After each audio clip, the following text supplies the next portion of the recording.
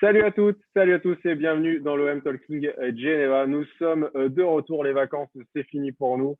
Vous nous avez manqué, voilà pourquoi on est là ce soir et on sera là tout au long de la saison pour suivre l'actualité de notre club fétiche, l'Olympique de Marseille. Vous pourrez nous suivre, c'est la deuxième saison d'OM Talking Geneva. Nous serons également sur les réseaux sociaux, Facebook, Instagram et Twitter. Comme d'habitude, rien n'a changé.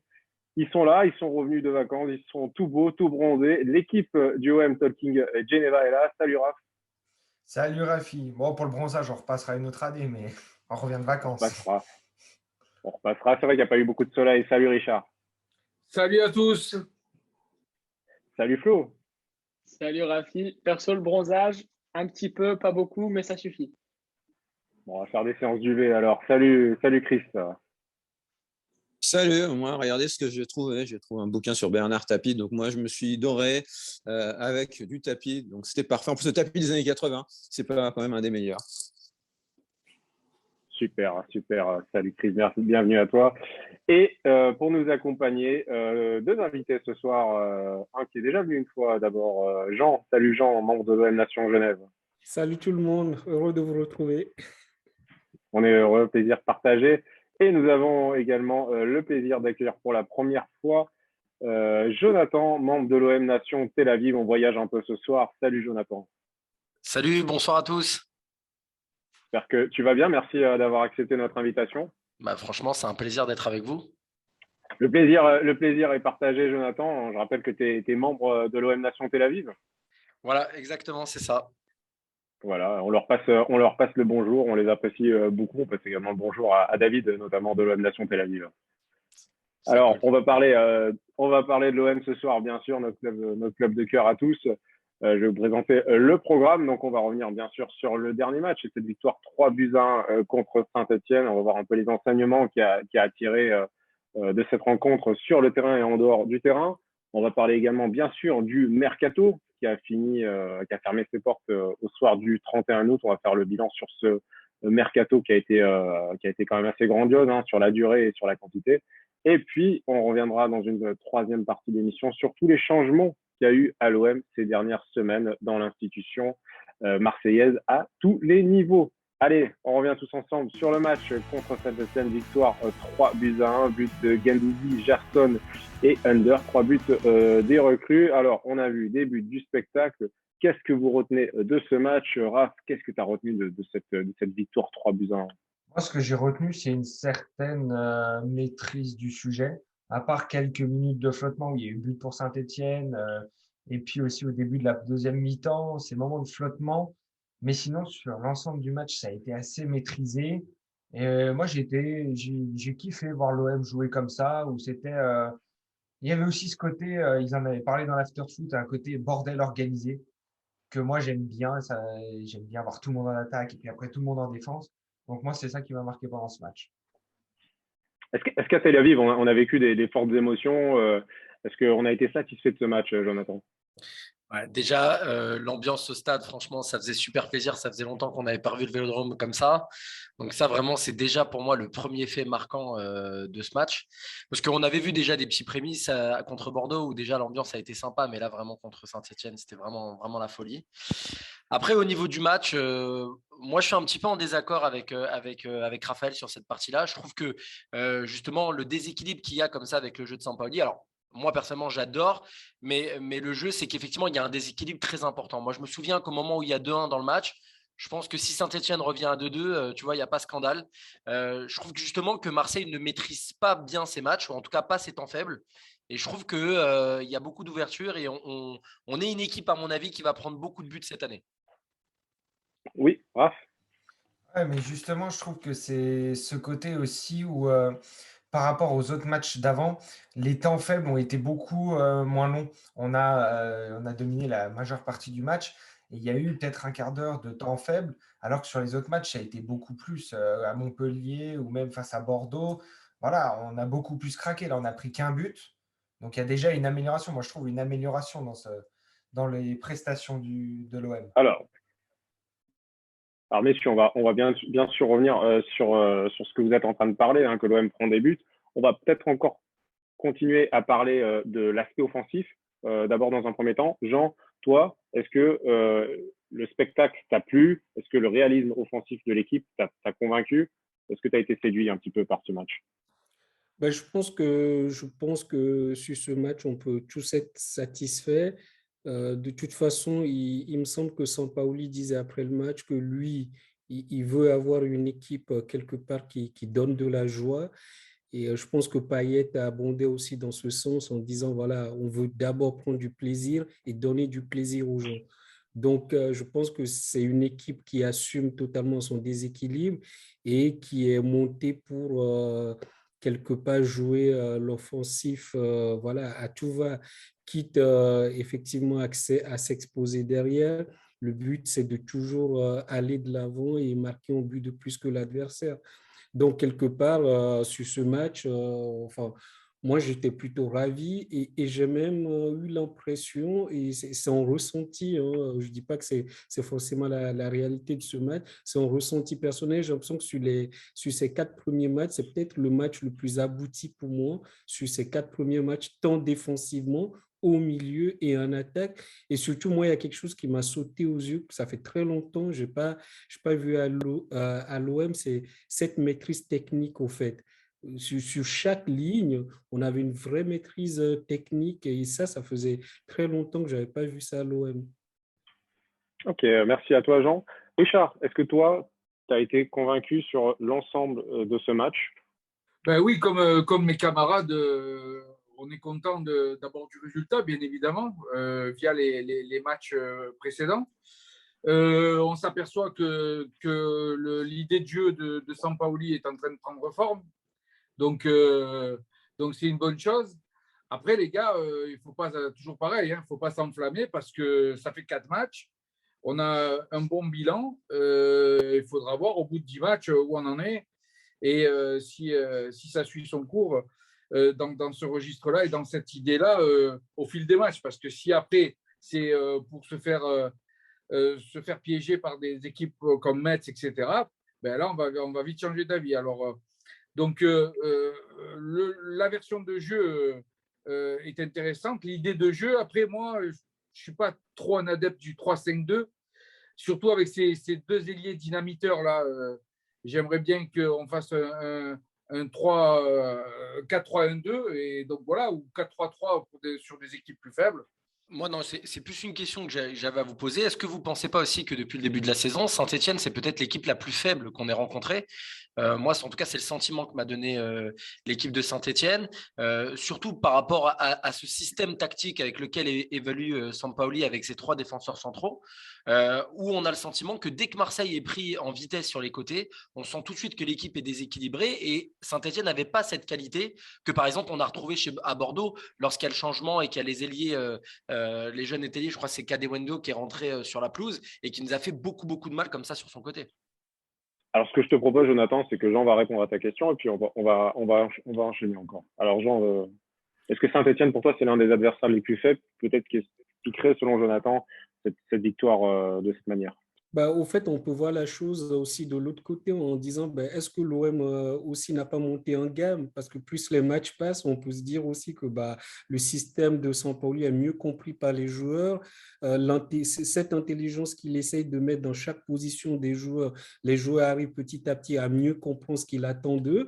Mais si on regarde purement au niveau des équipes, je pense que Bordeaux était clairement plus faible parce que la première mi-temps, moi je me rappelle face à Bordeaux, je me suis dit, waouh! Bordeaux est très faible.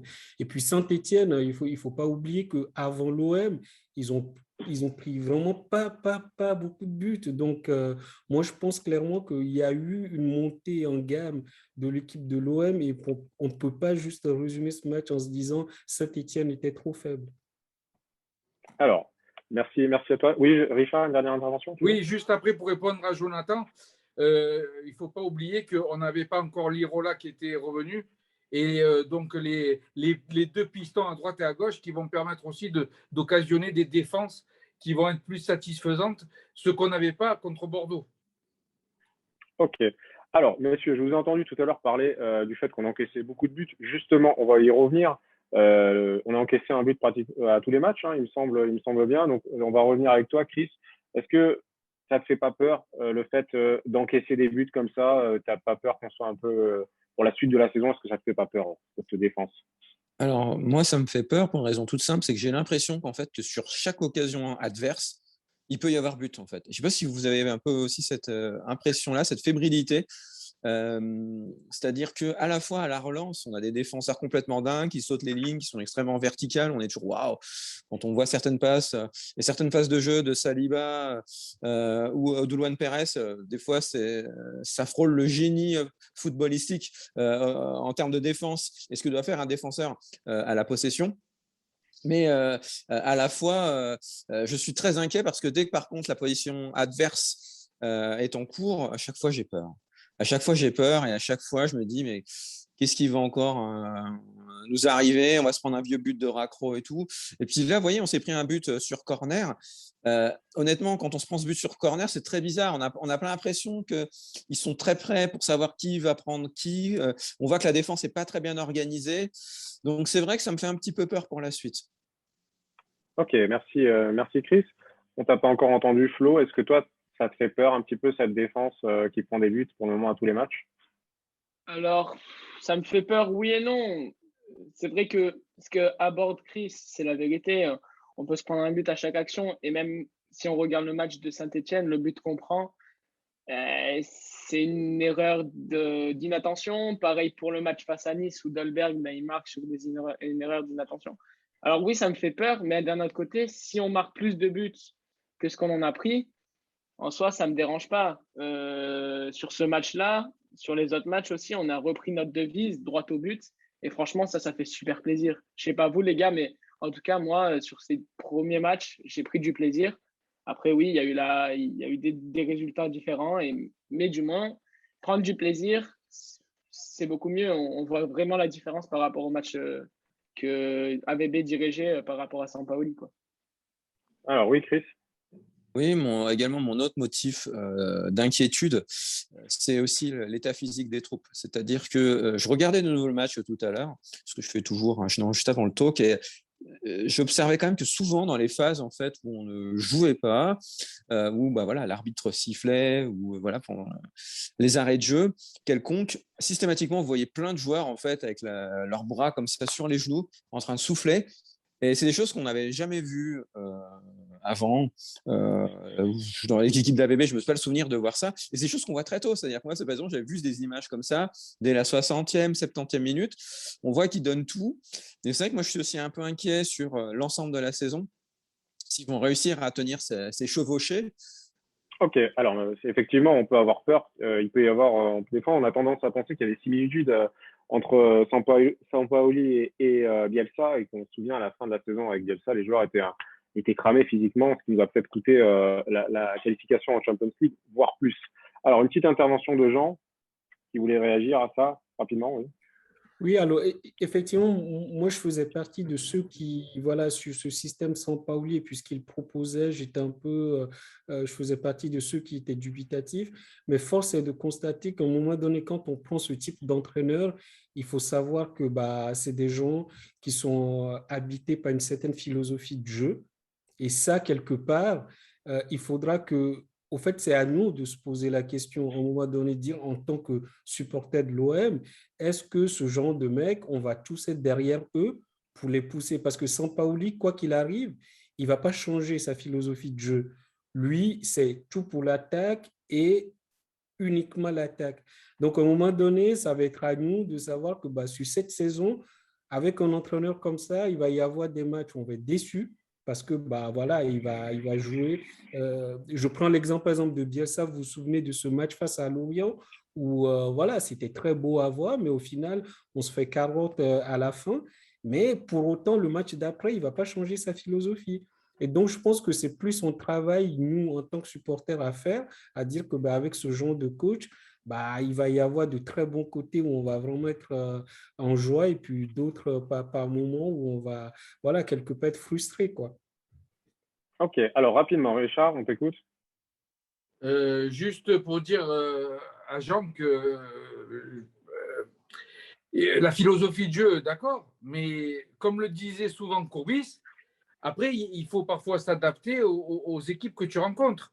Quand tu vas avoir Mbappé contre le Paris Saint-Germain sur le côté, qui est une fusée, et qu'en lui mettant un ballon dans le trou, si l'arrière latéral il est trop haut, parce que c'est des pistons et c'est plus des arrières latéraux, tu vas te faire manger. Alors que Mbappé, il peut être en grosse difficulté quand il a le joueur sur lui sans discontinuer tout le match. On l'a vu à l'Euro.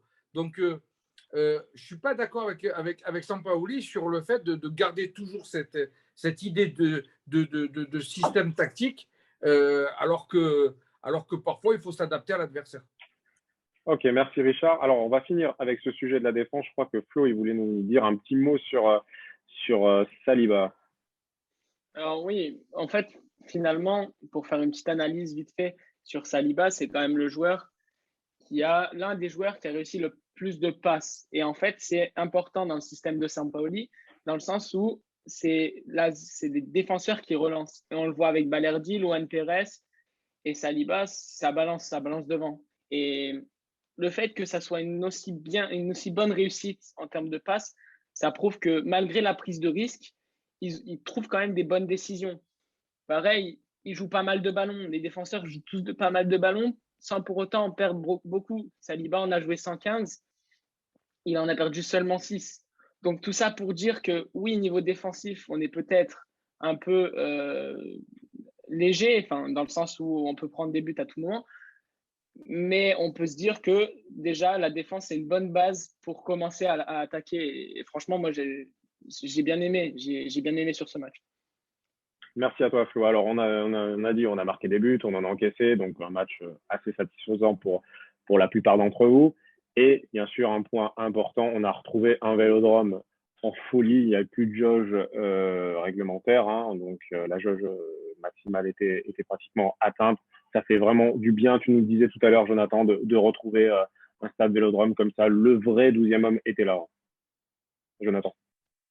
Ouais, clairement, niveau supporter, l'accueil des joueurs, les virages et tout, c'était incroyable. Le seul petit X, c'est le gros trou qu'on a en virage sud sur l'absence des Yankees. Là, il va falloir faire quelque chose sur cette partie-là. Mais sinon, d'une manière globale, le stade, il était splendide. Clairement, magnifique. C'était magnifique. Qu'est-ce que tu as ressenti, toi Richard, en voyant ce public que tu aimes tant, comme nous tous?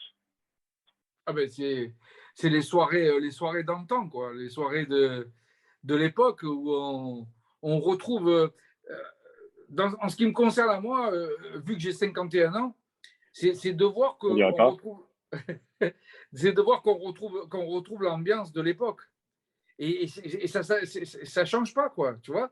Ils ont repris, c'est comme s'il y avait un héritage, tu vois, qui passait de génération en génération, alors que, bon, dans d'autres clubs, ça peut varier selon les époques et les générations. Là, ça varie pas, c'est toujours avec la même ferveur et la même force. C'est ça qui est extraordinaire. C'est ça qui est beau. Tu voulais rajouter quelque chose, Jonathan, sur ce sujet? Oui, ce que j'ai adoré aussi, c'est voilà, la sortie du stade. Il y avait les bouchons à la sortie du stade et du coup, les joueurs qui se sont arrêtés en voiture pour faire des photos, pour signer des autographes avec les supporters. J'ai trouvé ça génial. Pour revenir rapidement sur ce que disait Jean tout à l'heure, c'est que cette année, on va avoir un OM qui va être que dans l'enthousiasme, dans l'émotion. Donc, on va passer effectivement par des émotions très, très hautes et aussi par des émotions basses, comme on a pu connaître effectivement avec Bielsa. Clairement, aujourd'hui, je pense que Sampaoli, on est face à un entraîneur dogmatique à 100%. Il ira au fond dans ses idées. C'est pas quelqu'un justement qui aura ce pragmatisme de s'adapter aux adversaires, etc. Je pense que c'est quelqu'un qui jouera son football à fond, un football qui est rempli de générosité. Et nous, à Marseille, il faut dire la vérité, on aime ça. Eh oui, on aime ça. Et justement, on va parler d'un joueur avec toi, Richard. On va faire le focus sur un joueur qui nous donne quand même pas mal de générosité. Qui nous donne des émotions également, qui est très généreux sur le terrain. Focus avec toi sur Under, une des nouvelles recrues. On peut dire qu'il est un peu le remplaçant de Florian Thauvin. Alors, qu'est-ce que tu as pensé d'Under, qui pour toi est peut-être l'homme du match, non?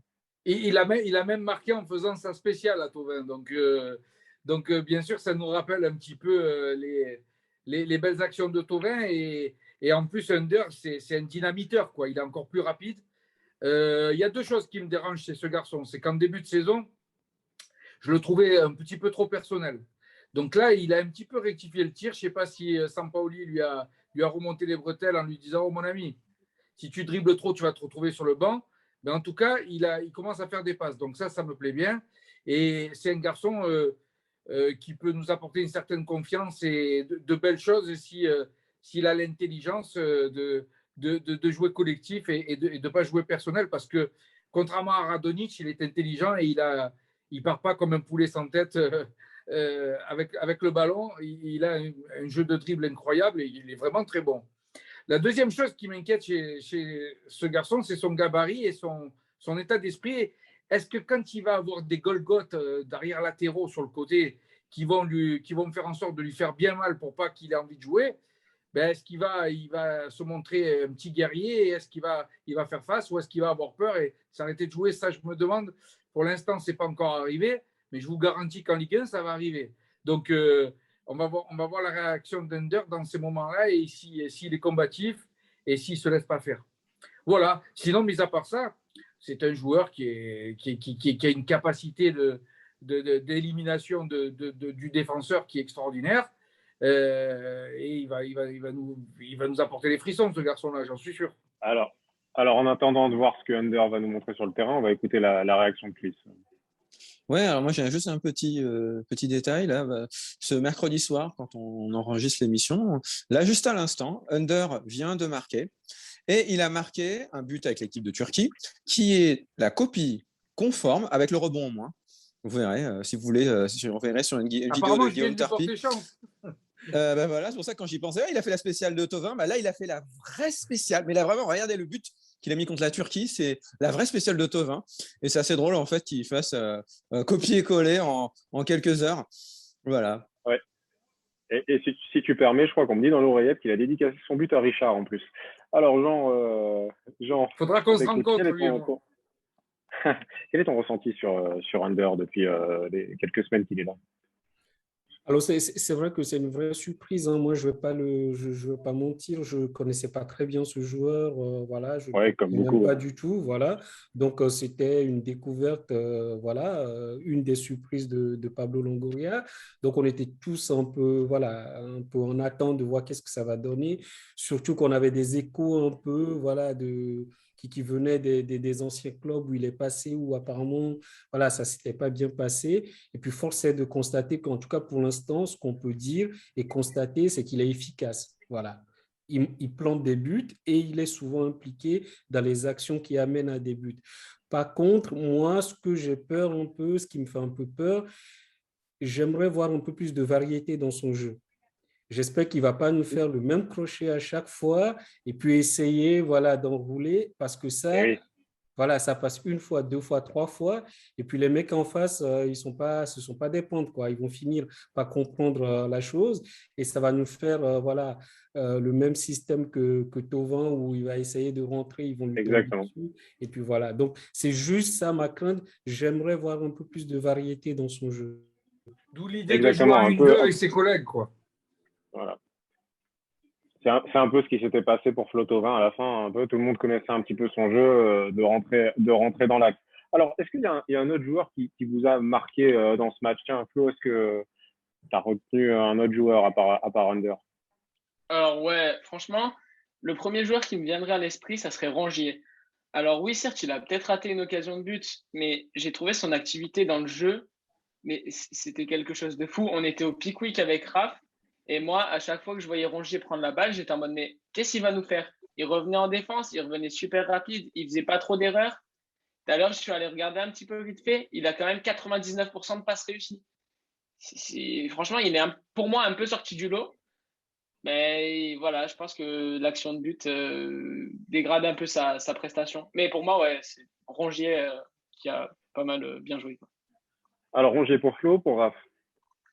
Eh ben moi j'ai un doute j'hésite entre Saliba et De La Fuente parce que je trouve De La Fuente, alors peut-être que pendant le match contre Saint-Étienne, il n'était pas au top, mais enfin il a la lucidité quand il frappe sur le premier but, le ballon est contré et puis il a la lucidité de la remettre tout de suite en arrière. Saliba, j'ai trouvé que ce gars c'est un rock défensif. J'adore ses relances, c'est un défenseur qui est classe. On a Alvaro qui est un peu stéréotypé comme le découpeur, voilà, celui qui monte vite au créneau. Et alors que là, Saliba, il est propre, il fait des relances propres. Non, moi j'adore ce joueur. Et même aussi Guendouzi, sur qui j'avais des gros doutes. Je l'avais vu jouer à Arsenal au début, il était très bon. Après, ça a été moins bon. J'ai vu jouer au Hertha Berlin aussi, c'était pas le meilleur des joueurs.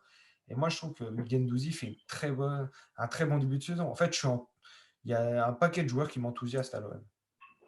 Alors, Rongier, Saliba, Gendouzi, Jean, pour qui? Pensez à qui, toi?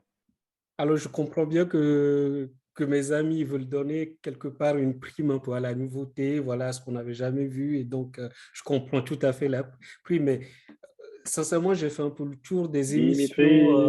voilà, les émissions d'après-match et même souvent dans les remarques. Et moi, sincèrement, je suis désolé, mais j'ai l'impression qu'on banalise ce que fait Payet en ce début de saison. La question que je me pose après chaque match, c'est de me dire quel joueur, si on enlève de l'équipe, qui peut le plus porter atteinte à notre performance. Et vous avez beau me citer tous les joueurs, mais essayez d'enlever Payet de l'équipe et on refait le match. Je ne suis pas sûr qu'on obtient les mêmes résultats. J'ai l'impression qu'on est en train de banaliser au fait les performances de Payet depuis, ouais, parce que oui, il est là depuis quelques années et puis on se dit oui, c'est Payet, c'est Payet. Mais moi, sincèrement, ce qu'il montre sur le terrain, je trouve extraordinaire. Et en plus de cela, quelque chose qui me fait encore plus plaisir, c'est que des joueurs dans son registre, on n'en trouve pas beaucoup dans notre Ligue 1. Et donc, j'ai l'impression qu'on a un joueur là actuellement qui est au sommet de sa forme et qui nous montre de match à match des choses qu'on voit rarement quoi, sur les terrains. Donc, ne banalisons pas les performances de Payet. Alors, on l'a bien compris. Je crois que tu as fait réagir beaucoup de monde. Allez, rapidement, Richard, déjà. Ben, juste pour te répondre, Jean, tu as raison. Payet, quand il s'y met, c'est un magicien et c'est un joueur de football exceptionnel. Sauf que s'il commence avec ses conneries et son irrégularité, ben, on va commencer à avoir des moments difficiles. Donc moi, ce que je veux, c'est qu'il continue toute la saison comme ça. Est-ce qu'il en est capable? Est-ce que physiquement, il a le pouvoir? Si c'est le cas, ça sera comme tu dis et on continuera à parler de lui comme ça. Moi, j'ai parlé comme ça depuis le début de la saison de lui. Mais hier, je disais, il nous faut un 10. Parce que si Payet il flanche, on est marron. Voilà. Allez, Donc, Raph, pour conclure Moi, sur Payet. je suis d'accord avec toi, j'en faut pas du tout banaliser ce que fait Payet, mais c'était la même chose qu'il faisait quand Villas-Boas est arrivé. C'est la même chose quand Bielsa est arrivé. C'est la même chose quand il est arrivé avec Garcia.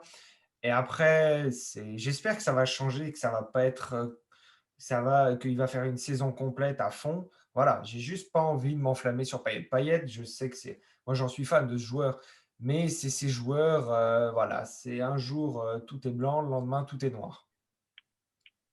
Allez, rapidement, Jonathan. Je sais que tu voulais aussi réagir là-dessus. Et on enchaîne. Rapidement, moi, je rejoins Jean, c'est-à-dire qu'objectivement parlant, Payet, c'est certainement le meilleur joueur de l'effectif. Il n'y a même pas de débat sur ce point. Après, le problème, effectivement, c'est que si on analyse, comme disait Raphaël, les 3-4 dernières saisons de l'OM, on se rend compte, en fait, à chaque fois que l'OM est bon, c'est quand Payet est bon. Et à chaque fois que Payet n'est pas bon, l'OM coule. Le problème, c'est que c'est quelqu'un qui est hyper irrégulier. On se souvient de comment ça s'était fini avec Bielsa, un coach qui demandait aussi beaucoup d'efforts. Donc moi, j'aimerais juste voir comment ça va se terminer avec Sampaoli et d'espérer qu'il restera fit comme ça et disponible toute la saison. Merci Jonathan. Alors tout à l'heure, on a parlé, Chris nous évoquait Under avec les matchs internationaux. Il y a d'autres joueurs olympiens qui ont été appelés en sélection. Guendouzi notamment, qu'on a appris aujourd'hui, qui était de retour en bleu, et Gerson qui va fêter sa première sélection avec le Brésil. Alors, Chris, Guendouzi, c'est un de tes chouchous, t'es probablement content qu'il revienne en équipe de France. Ouais, et puis vous avez vu ça, comment c'est mérité. Hein. Moi, ça fait depuis un paquet de temps que je dis Guendouzi, c'était la recrue. Pour moi, c'est la recrue phare. Je continue à le penser. Je suis fan de ce joueur, je l'adore, je le trouve beau, je le trouve élégant. Il est. Voilà, pour moi, c'est la perfection, cet homme-là. Donc, voilà, et je sais qu'il y en a beaucoup qui vont dire oui, mais il a un sale caractère et tout, machin, et tout, et qu'il a le grosse tête, machin. Voilà, c'est peut-être notre noisette à nous, voilà. Mais je l'aime bien, cette noisette-là. Disons qu'il n'y a pas d'huile de palme dedans, voilà. Et disons que moi, je trouve que cette sélection est amplement méritée. Je pense qu'il a fait un match excellent vraiment contre Saint-Étienne. Il a une verticalité, un impact dans le jeu qui, pour moi, vraiment été incroyable. Et c'était quelque chose qu'on n'avait pas eu depuis assez longtemps, je trouve à l'Olympique de Marseille, des joueurs comme ça au milieu de terrain. Et voilà, moi, j'ai adoré. Son premier but est aussi très bon parce qu'il n'est pas facile à mettre. Je ne sais pas si vous avez vu. Il le met vraiment ras du poteau et vraiment très, très bien placé. Il était dans tous les coups, si vous regardez aussi. Voilà, c'était la grinta, c'était sur tous les coups, c'était ouais, vraiment, belle performance et je me réjouis de le revoir et j'espère que Sampaoli en fera comment dire, des grands titulaires de la saison. Ok, alors, tu nous as parlé de Guendouzi. Flo, t'es content pour Gerson aussi, qui est avec la Seleção? Alors, content pour Gerson, oui. Après, je pense que c'était peut-être cette étape-là d'aller en Europe pour qu'il puisse être sélectionné avec la Seleção. Et en fait, on l'a vu et je pense que on peut dire que pour le début de la saison, c'est son match référence, c'est face à Saint-Etienne.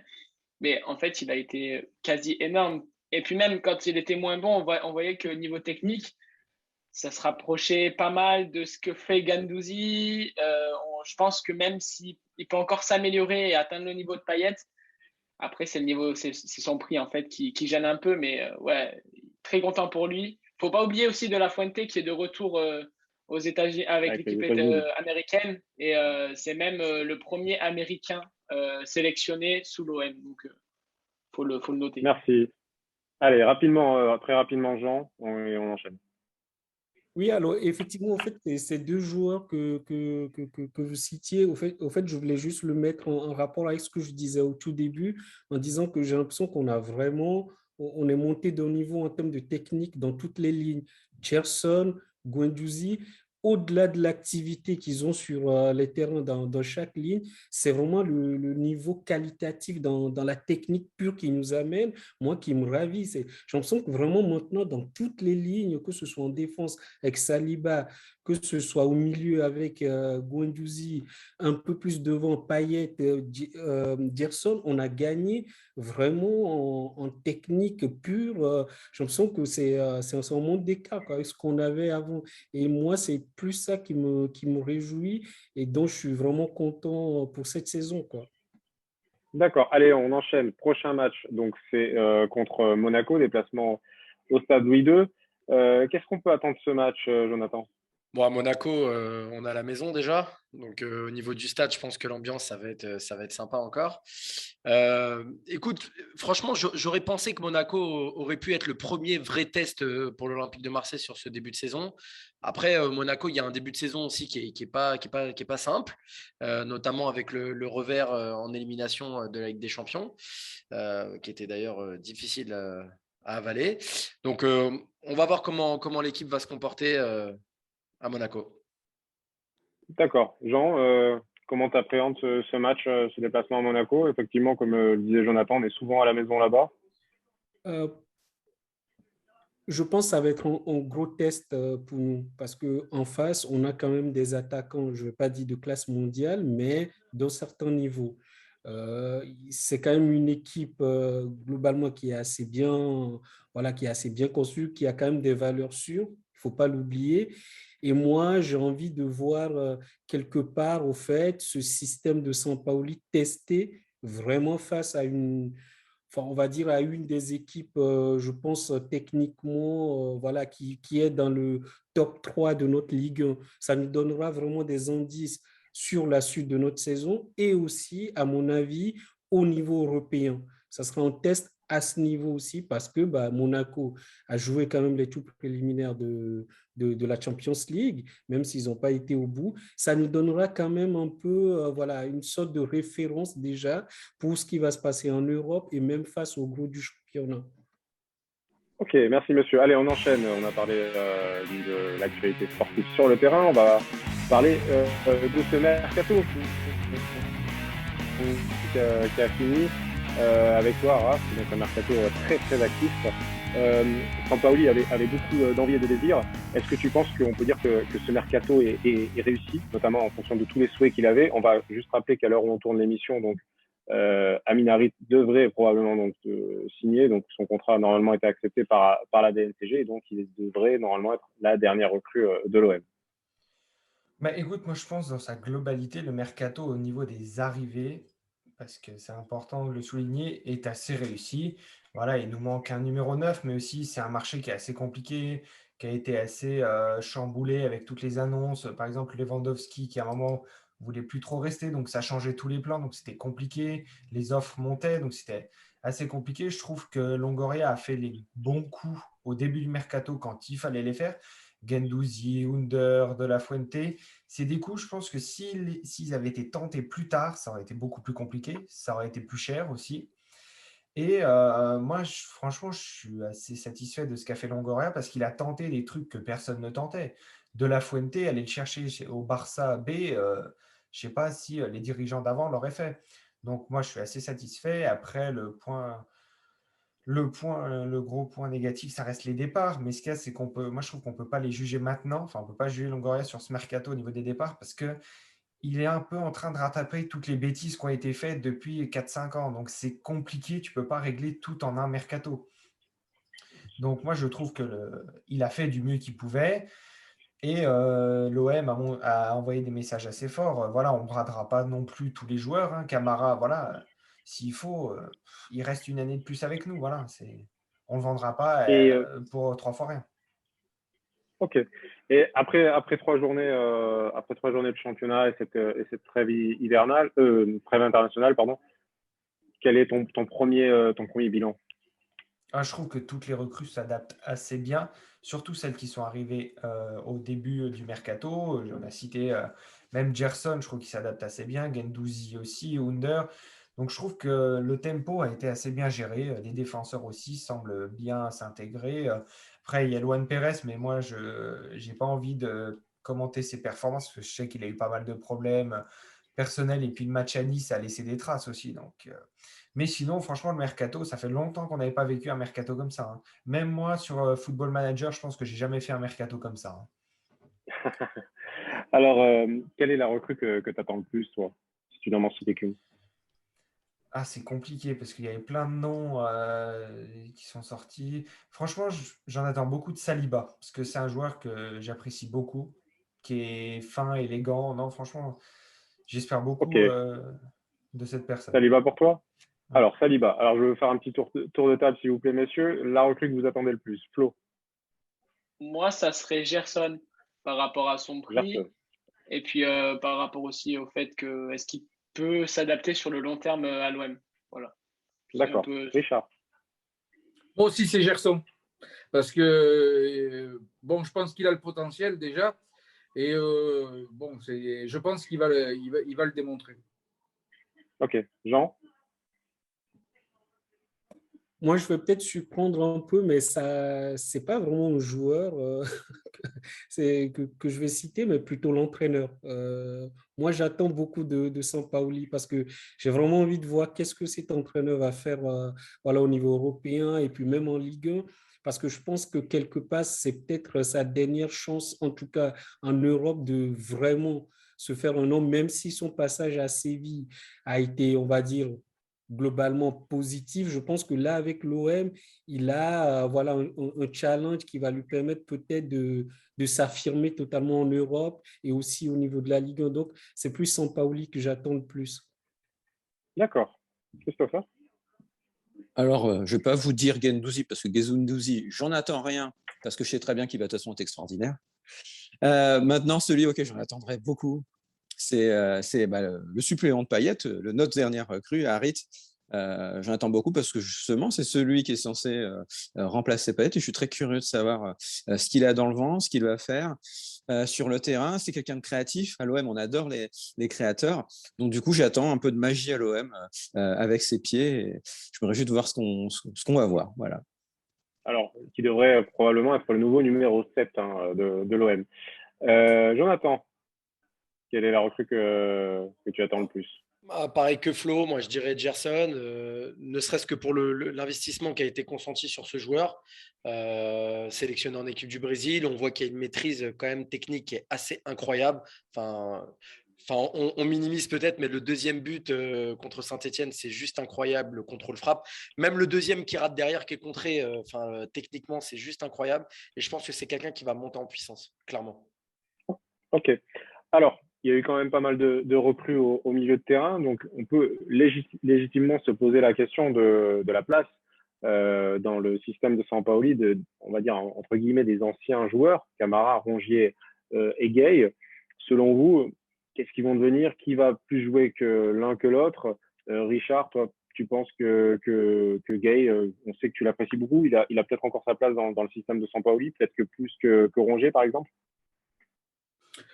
Ben non, pas forcément, parce que tout à l'heure, je crois que c'est Flo qui parlait de Oui, c'est Rongier. Flo, oui. Voilà, donc le petit Rongier, il faut faire attention, hein, c'est un petit Deschamps quand il s'y met. Hein, donc ne pas se croire être arrivé trop vite, parce que Gay, il a certaines lenteurs, et puis parfois, au fil du match, il perd pied un petit peu au niveau physique. Hein, donc, il va falloir qu'il soit plus régulier, plus accrocheur et qu'il ait une statistique de ratissage de ballon plus importante, parce que Rongier, il est en train de revenir sur lui et petit à petit et de le doubler, de bientôt le doubler. Donc, dans la course et dans la concurrence. Donc, Gay, moi, je l'aime beaucoup. Pour moi, ça peut être un futur Pogba s'il travaille et s'il fait tout ce qu'il faut. Il a l'allure. Maintenant, est-ce qu'il va avoir la technicité et le reste, je ne sais pas, franchement. J'aime bien ce garçon, on verra. Mais je compte aussi sur Rongier, Okay. donc voilà. Allez, Jonathan, une petite réaction. Moi, je pense que quand même le milieu de terrain, il est relativement dessiné. Si on prend Gay, je pense que c'est un petit peu jeune. Il a peut-être le défaut aussi de jouer de manière trop latérale, à mon sens. Sampoli, c'est un jeu qui est quand même très vertical. Moi, Rongier, j'aime beaucoup parce que c'est quelqu'un qui va donner beaucoup, effectivement, dans toute la dimension physique, etc. Maintenant, je reviens aussi sur ce que disait Jean, c'est qu'aujourd'hui, on est dans un OM qui est très technique. Quand tu joues très vite avec des phases de transition qui sont aussi rapides techniquement, il ne faut pas se louper. Donc, même Rongier, je pense que c'est un petit peu juste. Et à mon avis, on risque de se retrouver avec Gerson et Camara et Guendouzi. Et n'oublions pas qu'également, il y a quand même la Coupe d'Europe, donc on va être amené à jouer plusieurs matchs cette saison. Il y aura peut-être une rotation au sein de l'équipe. Oui, Richard? Juste, je ne suis pas forcément d'accord avec Oui. Camara. Parce que Camara, au départ, on était super heureux quand il est monté en 6 et il nous a bien rendu service. Mais après, il y a de la lenteur dans le jeu. C'est comme Gay. Donc, moi, je vois plus un Gerson Guendouzi, parce que Guendouzi, il a marqué des points extraordinaires. D'ailleurs, vous voyez bien, il est sélectionné en équipe de France. Deschamps, c'est ce qu'il fait. Et il ratisse un maximum de ballons, il se bat comme un bon Richard, tu as raison, Richard, mais après, il ne joue pas exactement le même poste non plus. C'est-à-dire que Camara, qui soit lent, c'est moins grave, puisque son travail à lui, c'est d'être 6 et de récupérer les ballons. Ce qui est important, surtout, c'est que Guendouzi et Gerson devant, ils puissent jouer en transition rapide et en verticalité. Et je pense qu'aujourd'hui, quand on voit Gerson dans la position dont il est et la manière dont Guendouzi va couper les lignes, je pense que c'est le milieu de terrain, à mon sens, qui est le plus équilibré. Alors, ils vont peut-être jouer ensemble, donc là, ça peut être intéressant. Donc après, il faut voir qui de Gay et de Camara gagne sa place. Exactement. Ok, merci monsieur. Une dernière réaction de Chris et on enchaîne. Moi, la grande question, effectivement, c'est la place de Camara dans toute cette équation, parce que quand même, je sais pas si vous avez vu, à la fin du match, c'était comme assez fun. Il était latéral droit. Il était latéral droit, littéralement, parce que la défense a été quasiment repassée à 4. Et devant lui, il y avait Lirola, qui était beaucoup plus central qu'attendu. Et puis, je voulais un vrai rôle de milieu offensif. Et donc, à ses côtés, il y avait Camara. Donc, en fait, moi, juste le destin de Camara, moi, qui m'amuse dans cette histoire, c'est que vraiment, il lui fait occuper tous les postes. On ne sait pas où le mettre. Il est bon partout. Et c'est vrai que je m'interroge aussi quand même sur son devenir, sur sa valeur de revente aussi un jour, parce que c'est quand même quelqu'un qui est pétri de talent. Et donc, je m'interroge vraiment sur où est-ce qu'on va le mettre au final. Et malheureusement, j'ai l'impression qu'on n'arrive pas à répondre à cette question quand je vous entends aussi également. Merci à toi, Chris. Alors, on va parler également d'un autre joueur, le petit Dieng. Il y a eu le départ de Benedetto. Milik est toujours blessé. Donc, on joue pour le moment avec un Dimitri Payet en faux numéro 9, comme on dit dans le jargon du football. Donc, Dieng, est-ce qu'il a sa carte à jouer, Flo? On va certainement faire beaucoup plus appel à lui. Qu'est-ce que tu penses de lui? Est-ce qu'on peut considérer que toi, tu es une 12e recrue même? Alors, ouais, on peut considérer ça comme une 12e recrue. Il était en prêt avec option d'achat l'année dernière. Il n'a pas beaucoup joué, mais sur le peu qu'il a joué, il a quand même donné satisfaction. Là, il a joué, si mes souvenirs sont bons, 2-3 minutes seulement sur les 4 premiers matchs. Donc, ouais, c'est un joueur qui peut rentrer un peu plus dans la rotation, surtout avec avec l'Europe qui arrive. Il lui manque peut-être un petit peu de finition devant le but et de l'expérience européenne aussi, mais en soi, j'ai pas de souci à me faire. Je pense qu'il peut avoir une belle place dans l'équipe. Merci à toi, Flo. On sait que tu l'aimes beaucoup, Richard, aussi, qu'il fait partie de ton petit cercle rapproché avec Under, avec Luis Enrique. Il y avait NR7 à l'époque. C'est son cheptel. C'est son cheptel. Ouais, voilà, le petit Niag, il est en train de sonner à la porte, là. Il veut rentrer dans. Tu vas pas dire que c'est mes fils adoptifs, quand même. Presque. Pas loin. Non, sérieusement, Dieng, dès le premier match là, qu'il a fait, où il a marqué son but, et je l'ai vu partir en pointe, laisser sur place le défenseur, j'ai dit, oh là là, lui, il a quelque chose. Hein. Donc, j'ai beaucoup d'espoir. J'espère ne pas me tromper. J'espère, parce que moi, je vois un grand joueur à l'avenir. Alors après, bien sûr, comme diraient beaucoup d'entre vous, et moi aussi je le dis d'ailleurs, il ne faut pas le cramer. C'est-à-dire il faut le faire rentrer 20 minutes, et puis voilà. Mais il faut le faire rentrer souvent. Parce que si on le laisse trop sur la touche, il n'aura jamais sa chance, il ne pourra jamais montrer ce dont il est capable. Et moi, je vous dis que ce garçon, il peut devenir un joueur de classe mondiale. Alors, je peux me tromper, on verra bien. Moi, je le vois arriver à ce niveau-là. Maintenant, c'est à lui à travailler et à faire ce qu'il faut pour. Je pense qu'il a le potentiel et on verra. Mais j'espère que Sampaoli va le faire jouer. Il l'a gardé pour ça d'ailleurs, parce que de toute façon, on n'a pas de doublure en F1, donc il est obligé de le faire jouer. Hein. Et il va être certainement très sollicité dans les semaines à venir. Allez, merci monsieur. On passe à la dernière partie de cette émission. On va parler des changements qu'il y a eu au sein de l'OM. Il y a eu beaucoup de changements, bien sûr, on l'a dit, sur le mercato, mais il y a également, on va dire, le mercato en coulisses au niveau de l'organisation sportive, de l'organigramme, à tous les niveaux. Ça a bougé à l'OM. Est-ce que tu peux un peu nous faire le point, Chris, un peu de la situation qu'il y a eu? Oui, donc moi, ce qui m'intéresse finalement au niveau de la stratégie, c'est qu'on observe qu'il y a eu 2 nouvelles têtes importantes ces derniers mois. C'est d'abord Iriondo, donc, qui est le nouveau directeur de tout ce qui concerne la stratégie à l'OM. En vérité, il me semble que c'est comment j'ai envie de dire, vous savez, quand on a un directeur, quand on est président de l'OM, vu que c'est ça dans le cas de Longoria, on a besoin d'être bien entouré. Voilà, tout à l'heure, je parlais de Bernard Tapie, du livre que je suis en train de lire, et ça fait quand même référence à un certain JHE, donc les initiales font frémir certains d'entre vous. Je crois notamment... Non, c'est vrai. Il me semble qu'à Tel Aviv, par exemple, notamment, ça donne quelques frissons. Enfin bon, bref, voilà.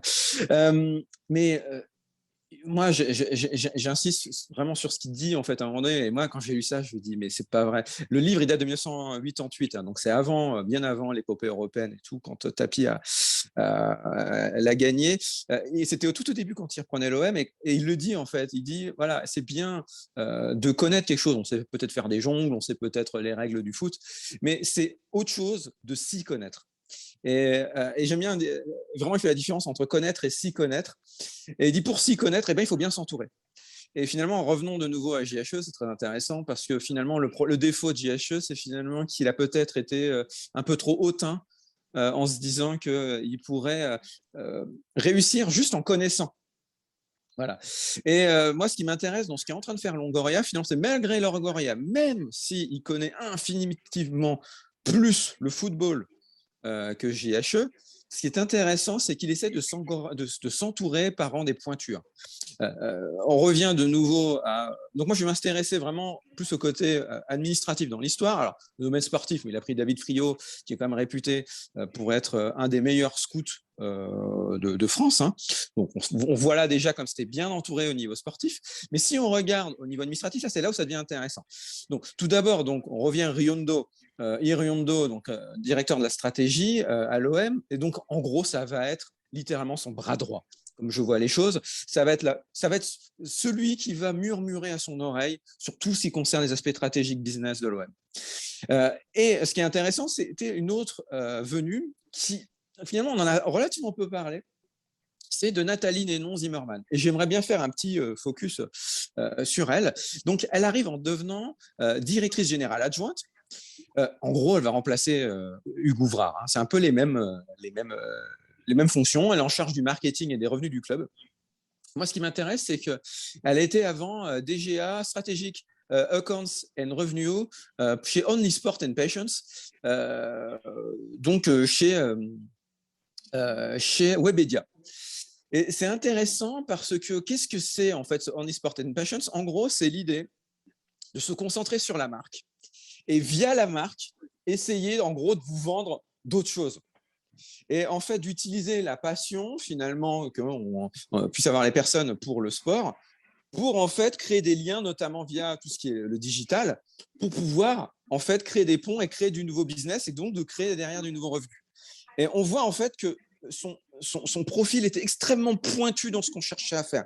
Et d'ailleurs, c'était intéressant parce qu'il y en avait une autre femme, d'ailleurs, parce que je pense qu'on cherchait aussi visiblement un profil féminin pour ce rôle-là. C'était Pauline Gamère, qui pourtant, en fait, a été directrice générale du Red Star. Alors moi, quand j'avais entendu ça, je me dis, c'est bon, Pauline Gamère, elle va être prise. Eh ben non, on ne l'a pas prise. On a préféré prendre Nathalie Nénon-Zimmerman pour justement cette compétence liée au digital. Et c'est assez drôle parce que JHE s'était enorgueilli de dire qu'il allait faire de l'OM une start-up, il allait faire de l'OM finalement, en fait, un outil digital, vraiment où tous les fans en fait allaient pouvoir discuter entre eux. Finalement, c'était un énorme échec. Il n'a jamais été réussi à le faire. Tout le monde dit ouais, c'est une start-up, machin, c'était un échec, machin. Beaucoup de supporters ont dit ça, mais attendez, la start-up, elle était catastrophique dans ce cas. S'il a voulu faire une start-up avec l'OM, c'était complètement raté. Niveau digital, on n'a pas avancé d'un pouce en vérité. Et justement, je trouve ça intéressant qu'on ait sélectionné cette femme parce qu'elle vient avec beaucoup de compétences techniques et je me réjouis de voir ce qu'elle va pouvoir apporter justement pour les questions de revenus parce que on va pas se mentir, ce qui nous manque, c'est du pognon à l'OM. Merci Chris. Alors Raph, tu voulais dire un petit mot également sur tout ce chamboulement qu'il y a eu. Moi, c'était plus sur quelque chose qui m'a marqué. Jacques Cardos, donc, qui est responsable communication maintenant à l'OM. C'est quelque chose qui m'a frappé parce que donc lui, il a eu pas mal d'expérience aussi dans les services des sports, dans les différentes radios et puis journaux où il a travaillé.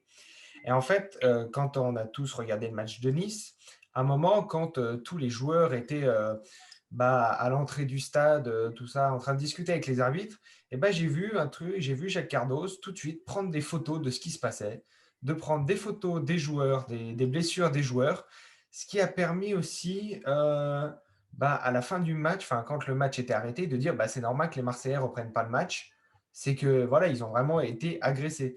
Et je trouve que la communication au club, notamment sur les recrues, les vidéos de présentation, on n'a plus ces PowerPoint déjà. Alors, je ne sais pas si c'est lui, mais moi, je trouve que la communication est meilleure. Enfin, moi, j'ai bien aimé les vidéos de présentation des joueurs. À chaque fois, c'était plus les vieux trucs qu'on avait. Et ouais, non, franchement, cet événement à Nice, ça m'a marqué parce que je me suis dit, ouais, le gars, il sait ce qu'il fait. Ça va jouer aussi pour les intérêts de l'OM parce que, encore il y a quelques temps, le même événement, l'OM, non, l'OM, c'est bon, ils perdaient sur tapis vert, enfin, ils déclaraient forfait. Alors que là, ils ont apporté des éléments concrets de pourquoi on ne reprend pas, tout ça. Je trouve que la communication autour du club a été très bien. Et même Longoria, du coup, il a été filmé pour expliquer pourquoi il ne reprenait pas, en fait. Alors que celui de Nice était en train de fanfaronner devant les joueurs, devant les supporters, à dire c'est Marseille, ils ne veulent pas reprendre, en mode parce ils sont en train de perdre. Non, c'est qu'il y avait une raison. Et donc, j'ai trouvé que la communication, c'est ce qui nous manquait aussi. Merci Raph. Alors, l'OM, c'est pas que l'équipe première, c'est également d'autres équipes. On va faire un petit peu le point avec toi, Flo, sur les différentes équipes. Et on va commencer, une fois n'est pas coutume, par les féminines. Et tu vas nous parler des dernières recrues qu'il y a eu dans l'équipe. Ouais, c'est ça. En fait, ça n'a pas changé. Et puis, ça a pas mal changé cet été. Enfin, pas mal. Ça a un peu changé. Et puis, le mercato, il s'est fini hier. Et si je dis pas de bêtises, c'est qu'on a recruté, je dirais pas des joueuses internationales parce qu'elles ne le sont pas, mais au moins, ça prouve.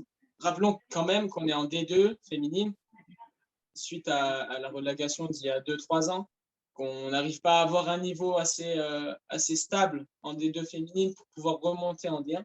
Donc là, ils ont décidé de miser un peu sur, on va dire, de l'expérience et un peu de la qualité en faisant venir 2 joueuses américaines principalement, en faisant venir Ashley Clark, qui est attaquante. Honnêtement, je ne la connais pas tant que ça, mais rien que de faire venir une Américaine, en sachant le niveau des Américaines au foot, c'est pas mal.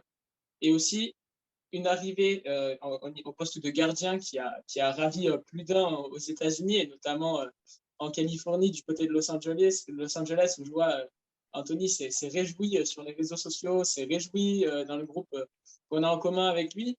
C'est Abby Feingold, qui est californienne en plus, c'est pour ça qu'il s'est réjoui, qui est gardienne américaine. Alors franchement, ça donne un peu envie de regarder les féminines, je ne sais pas vous, mais pour moi, ces arrivées donnent un peu plus d'intérêt à l'équipe féminine. Je sais pas, par exemple, qu'est-ce que tu en penses, Jean, toi, d'un semblant d'intérêt pour le foot féminin à l'OM? C'est sûr que si on peut évoluer je ne sais pas trop comment l'appeler, mais dans ce secteur, c'est bien parce qu'aujourd'hui, on voit qu'il y a un intérêt réel, hein. Il suffit juste de regarder l'audimat des matchs féminins quand il y a des Coupes du Monde ou même des championnats européens. Aujourd'hui, c'est quelque chose qui intéresse. Et c'est vrai que moi, tout ce qui fait partie de mon club et qui progresse, qui est en haut de l'affiche, forcément, je dis bravo. Surtout que quand on voit que nos concurrents, que ce soit Lyon ou Paris, aujourd'hui, les équipes qu'ils ont, franchement, ça donne envie d'avoir aussi une équipe féminine, voilà, qui a de la gueule, qui a des stars. Non seulement ça rapporte des sponsors, ça rapporte d'autres sources de revenus et ça met aussi une belle image voilà, au club. Donc, si ça peut aller dans le bon sens, moi, je dis bravo. Et je serai le premier supporter, bien évidemment, de cette équipe féminine. Et on va enchaîner avec toi, Flo, sur la Nationale 2. Donc, tu vas nous parler des derniers résultats et du classement. C'est ça, en fait, je vais même rassembler avec les U19 pour faire une seule et même partie. C'est très simple, le classement de National 2, il est un peu, je sais pas comment expliquer ça, mais voilà, on est 11e sur 16 seulement. On a fait qu'une seule victoire pour 3 défaites. La seule victoire, c'est contre, c'est tellement, on a gagné 2-0 sur ces matchs-là. Ça, c'est pas, il y a plusieurs joueurs qui se sont révélés. Et voilà, il y a des défaites face à Saint-Priest et Remilly, où les meilleurs joueurs étaient marseillais et que ça n'a pas trop bien passé. Contrairement aux 19, on va dire que c'est même cas de figure à peu près, où ils sont 9e sur 14, en sachant que l'équipe qui est dernière, c'est Pivier d'Ilota, c'est une équipe qui est corse. On la connaît ni d'Eve ni d'Adam, mais voilà. Par contre, c'est encourageant parce qu'ils ont gagné leur premier match face à Nîmes 7-3. On peut se demander que cette équipe, on peut se dire surtout que cette équipe commence à être un peu plus offensive. Peut-être qu'il y a déjà les principes de jeu de Sampaoli sur ces équipes-là et ça peut être sympa. Par contre, voilà, il y a la défaite à Montpellier 2-1 qui est un peu gênante. Merci à toi, Flo. Alors, on va parler d'un dernier point. On va faire un petit point sur le centre de formation. Est-ce que on en a beaucoup parlé ces dernières saisons, ces dernières années à Marseille, que c'était quelque chose qu'il fallait vraiment améliorer, qu'aujourd'hui, c'est probablement une ressource qu'on doit avoir, le centre de formation, pour sortir des joueurs. Est-ce que vous pensez qu'on va enfin y arriver avec cette nouvelle direction sportive, y arriver à avoir un centre de formation qui devient peut-être pas le meilleur de France, mais un des meilleurs? Raph, est-ce que tu as bon espoir pour le futur? On sait que tu as quand même beaucoup d'entraîneurs que tu n'apprécies pas, qui sont défenseurs de la formation française, hein. On leur passe le bonjour, on ne va pas les reciter, hein, c'est tes vieux amis. Est-ce que c'est un bon espoir quand même? J'ai bon espoir, mais ce qu'il y a, c'est qu'on a trop vu par le passé ce qu'était le centre de formation de l'OM, où il y a des joueurs soit qui explosent après, soit on leur fait un peu miroiter des choses, on pense que c'est les futurs Messi et Ronaldo, et puis quand ils commencent à jouer, on se dit, bah non, finalement, ils n'ont pas le niveau. Donc, je ne suis pas assez la formation pour avoir un avis très, très expert, mais de ce que je vois, c'est qu'il y a beaucoup de travail qui est fait. Les résultats ne sont pas encore là, mais voilà, c'est des trucs qui peuvent mettre du temps à être instaurés, de créer une vraie philosophie de formation, ça prend du temps. Ça se fait pas en un jour. Voilà. Donc, moi, j'attends. J'ai pas envie de m'enflammer, ni envie de les descendre en flammes parce qu'ils font pas des bons résultats. Voilà. Ils sont en train de mettre en place un projet. Voilà, il faut leur laisser le temps. Alors, rappelons que quand même l'OM possède vraiment un très très bel outil avec la commanderie. Il y a vraiment de quoi faire. Jean, t'as bon espoir pour le futur, pour le centre de formation? Enfin, au-delà d'avoir un espoir, moi, ce que j'aimerais bien qu'on nous explique, c'est quelle est la stratégie au fait de ce centre de formation et aussi à quel niveau au fait on veut placer la formation à l'OM. Parce qu'aujourd'hui, quand tu regardes bien le foot moderne, on peut essayer quelque part au fait de scinder deux courants qui s'affrontent. On a de plus en plus de clubs qui font un peu ce qu'on appelle cette post-formation. Donc, vous n'avez pas besoin forcément de former les joueurs depuis le bas âge, mais essayer d'aller chercher quelques pépites à l'âge de 16, 17, 18 ans à qui vous donnez une chance, un peu comme on fait avec de la Fontaine. Voilà, c'est une sorte de formation aussi. Donc, est-ce que l'OM est armé quelque part à former des jeunes depuis le bas âge ou est-ce que ça serait peut-être pas mieux à ce qu'on aille plutôt vers ce type au fait de formation qui correspond bien à ce qu'on trouve aujourd'hui dans le foot moderne, d'autant plus qu'on ne va pas se mentir aujourd'hui. Clairement, la stratégie au niveau de l'équipe 1 de l'OM, c'est quelque part du trading. Je ne sais pas quelle intensité va prendre ce trading, mais aujourd'hui, on essaie plutôt de trouver des jeunes talents qu'on va rapidement valoriser et vendre. Donc, est-ce que ça vaut le coup de se dire, on veut faire de la formation?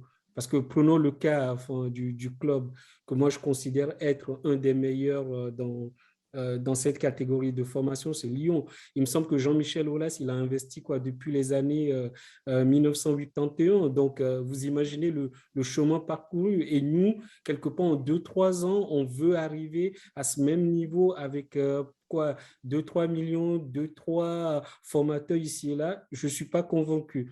Moi, je préférerais plutôt qu'on passe plutôt dans cette catégorie où on va chercher des De La Fuente, on va chercher des Under, qu'on essaie de Oui, valoriser, alors qu'on essaie de céder à.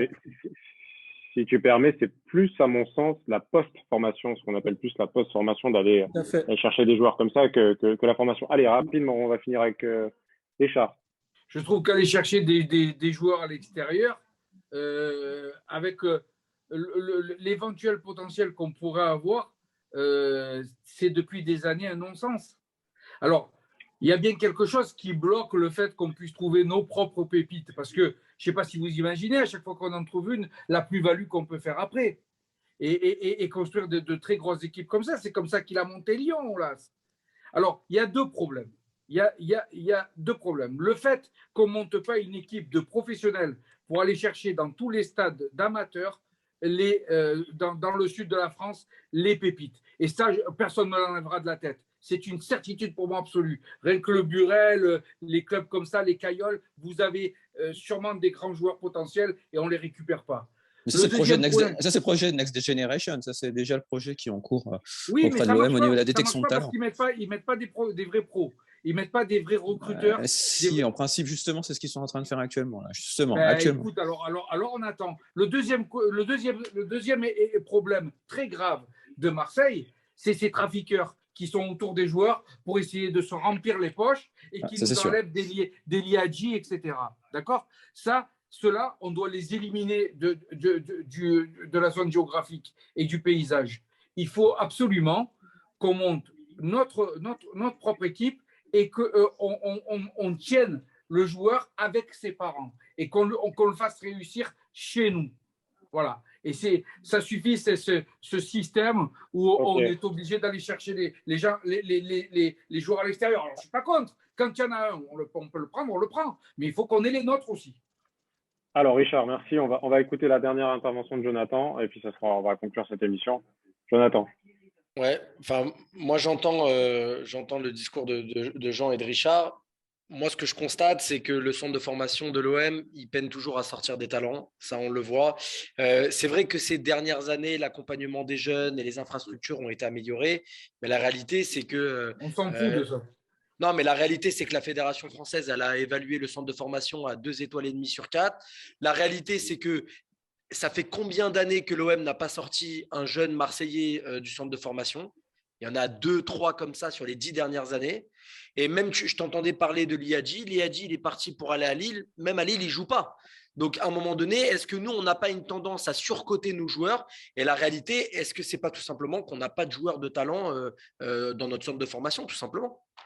Parce qu'on ne va pas les chercher. Parce qu'on n'a pas des équipes assez, qui tournent assez sur les stades. Il ne faut pas me dire qu'il n'y a pas des futurs professionnels sur les stades d'amateurs quand même. Moi, je pense que, mais je pense que le périmètre des amateurs qu'il y a. Mais par exemple, le périmètre des stades, le périmètre des amateurs, tu prends en région parisienne et à Marseille, c'est pas du tout le même. Et aujourd'hui, tous les cracks que tu as en Ligue 1, la plupart, c'est des joueurs qui viennent de la région parisienne. C'est la réalité parce que le bassin de population n'est pas le même, tout simplement. Et je pense qu'à Marseille, il y a moins de talent d'une manière générale. Et de toute façon, tu regardes même les équipes de CFA ou de U19, Marseille, ils sont pas bons. Moi, je suis persuadé qu'on passe à côté.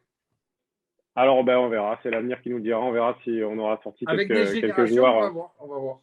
On va voir. On a beaucoup d'attentes sur ce programme.